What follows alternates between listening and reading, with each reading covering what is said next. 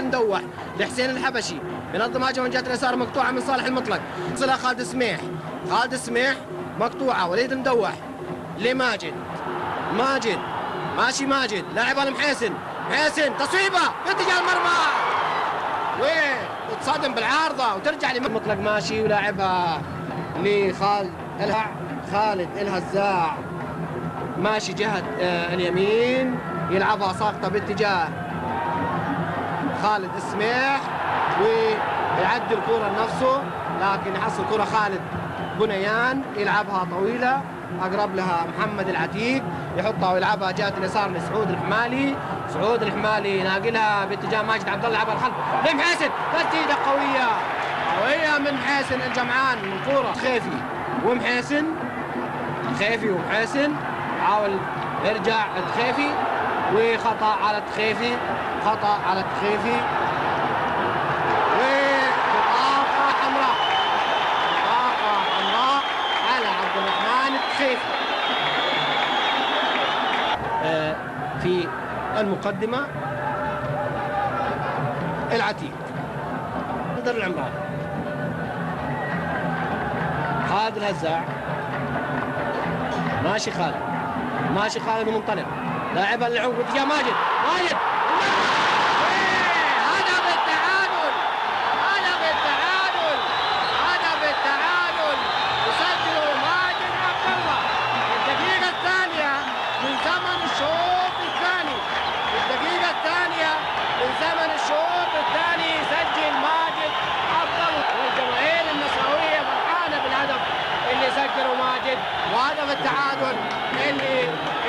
يعادل كفة الفريقين.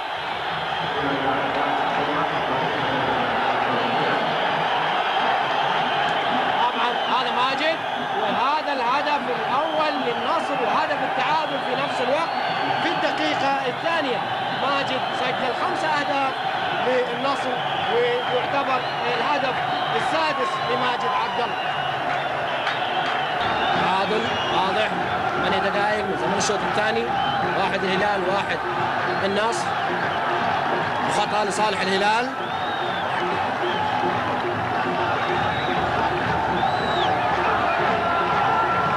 ماجد بين منصور أحمد وخالد بنيان،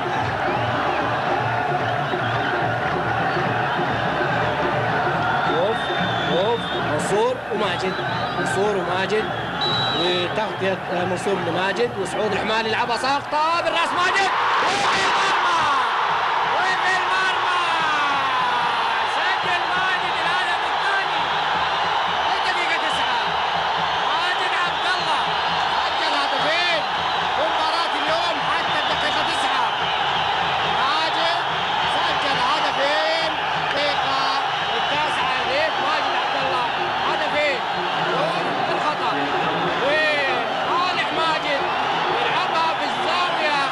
اليسرى لمرمى صالح السلومي، والهدف الثاني شوف هدف العواضي، عرضية بالراس يطلعها العتيب، ضرب الزاوية، ضرب الزاوية، ضرب الزاوية لصالح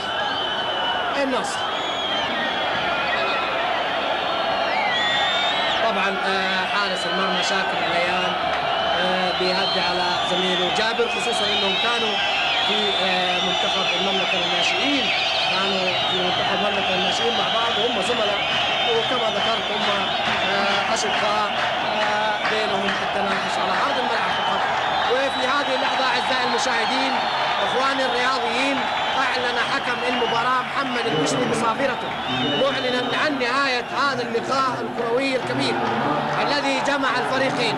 بتقدم فريق النصر بهدفين،